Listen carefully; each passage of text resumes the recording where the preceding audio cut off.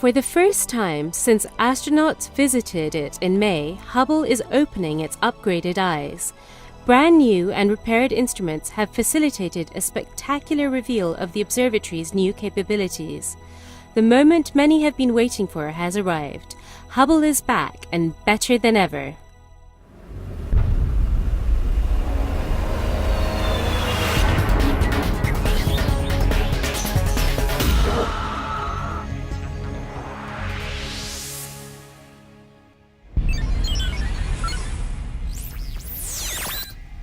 This is the Hubblecast, news and images from the NASA ESA Hubble Space Telescope.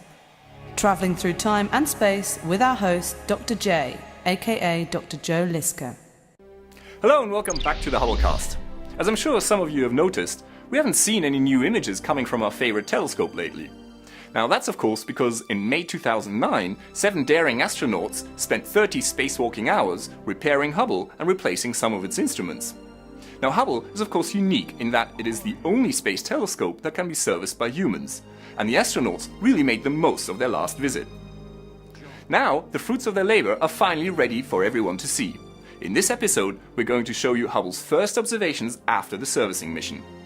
The new images show us a bunch of different astrophysical phenomena, ranging from a bug-like planetary nebula to one of these huge galaxy clusters that act like a cosmic magnifying glass.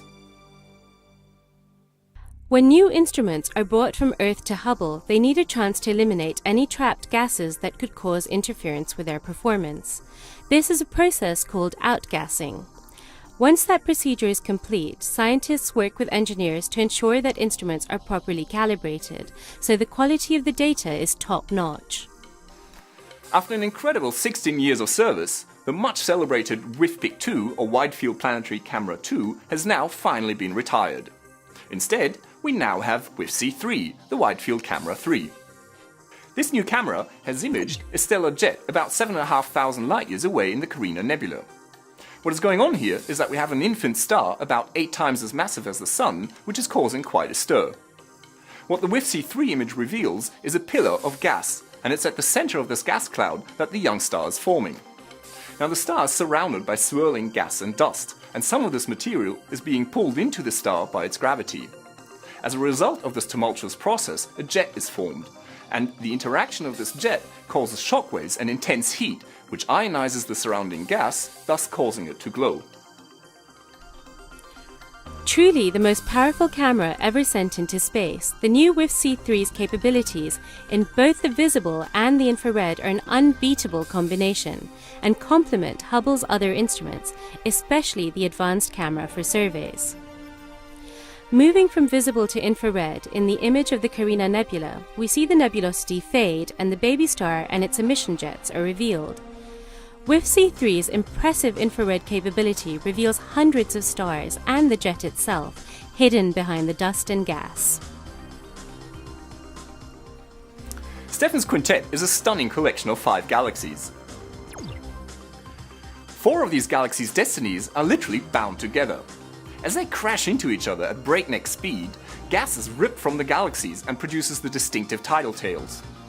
Now astronomers believe that galaxy mergers like we see here are one of the key processes by which galaxies can grow and evolve, and so studying mergers can help us understand what shapes many of the galaxies that we see around us today. The new WIFC 3 camera's detector is highly sensitive and, paired with the camera's wide field of view, it improves Hubble's discovery power by 20 to 35 times.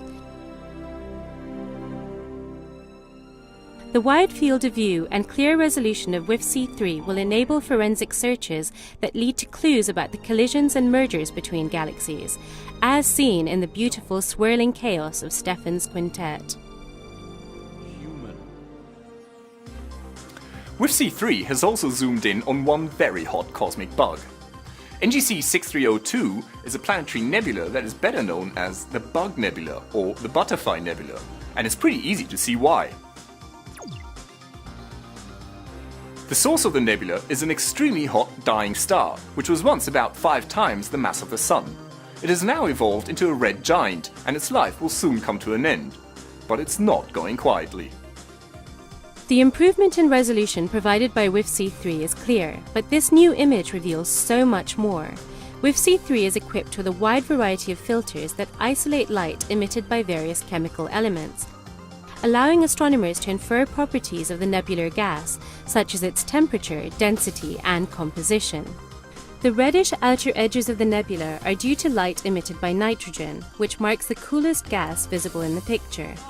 The white areas emanating from the hidden central star are sulfur-emitting regions, where fast and slow-moving gases collide and cause shockwaves.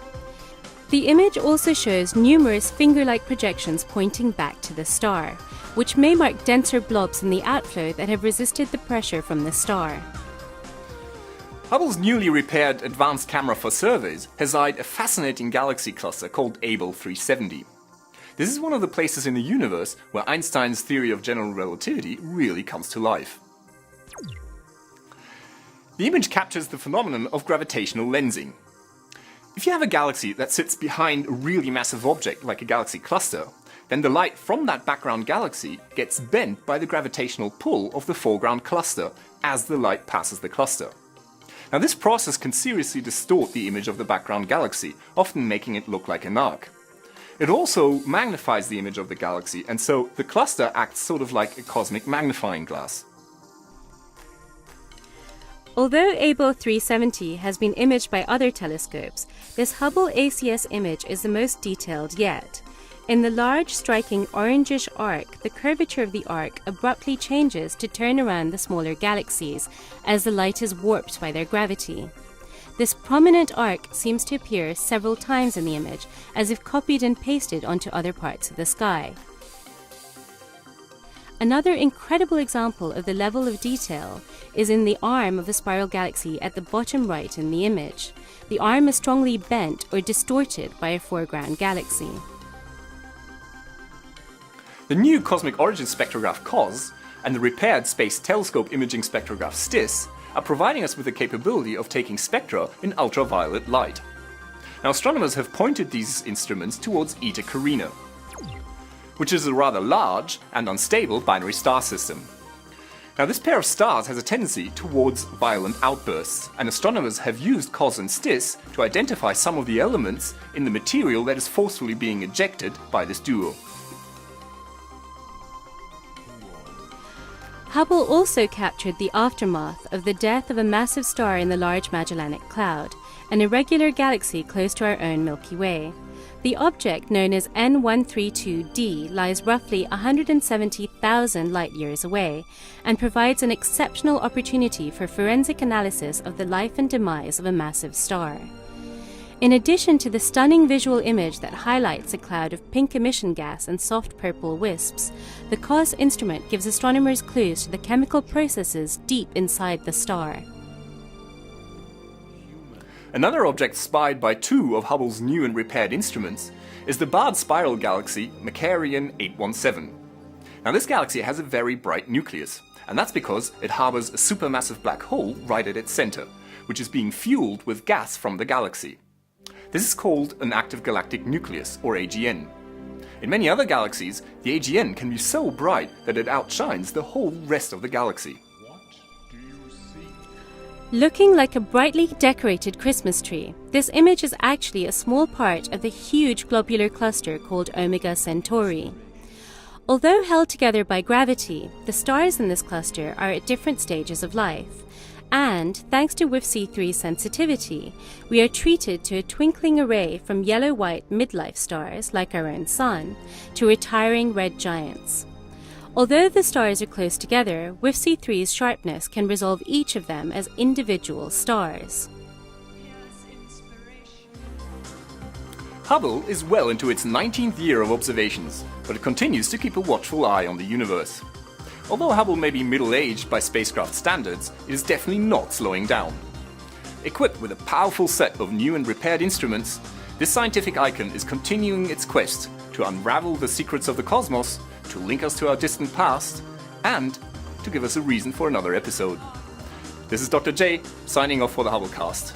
Once again, nature has surprised us beyond our wildest imagination.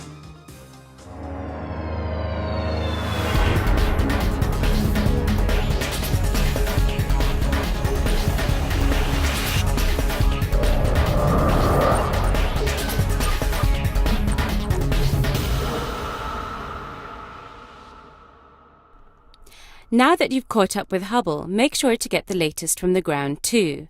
The ESOcast highlights the best of the European Southern Observatory and its powerful telescopes that observe from high in the Chilean Andes, at the Southern Hemisphere's best-known sites for astronomical observations.